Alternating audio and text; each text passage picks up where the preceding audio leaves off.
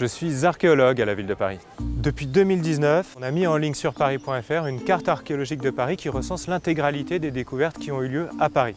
Vous pourrez découvrir ce qui a été découvert autour de chez vous.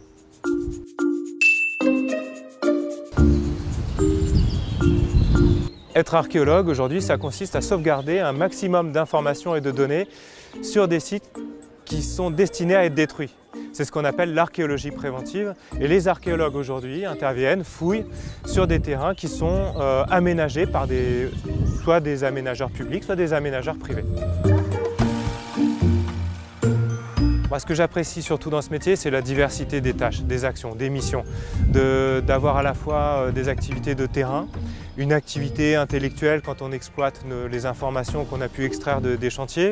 On a également des missions de valorisation auprès du grand public, des missions de collaboration scientifique avec le CNRS, l'université. Et c'est vrai que c'est un métier qui est intéressant pour ça. Il y a une dimension physique dans ce métier qu'il ne faut pas sous-estimer.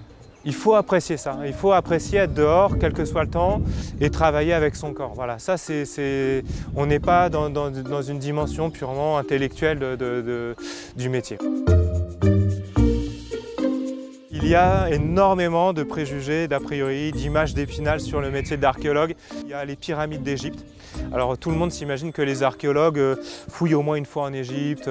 Il y a les dinosaures. Voilà, si on est archéologue, on fouille des dinosaures, ce qui n'est pas le cas, ce sont les paléontologues. Et puis la patience, l'idée que les archéologues sont des gens extrêmement patients, qui travaillent avec des pinceaux. Ce n'est pas le cas. Il y a une partie de notre activité qui est mécanisée, on travaille avec des pelles mécaniques. Et les outils qu'on sollicite le plus, ce sont des pelles et des pioches. Voilà. Ce qui peut être important à dire aujourd'hui, c'est qu'on a parfois le sentiment que dans les grandes villes, tout a été découvert, qu'on connaît absolument tout et que finalement l'archéologie peut paraître secondaire dans notre approche du patrimoine. En réalité, ce n'est pas du tout le cas et il nous reste énormément de choses à découvrir, y compris à Paris.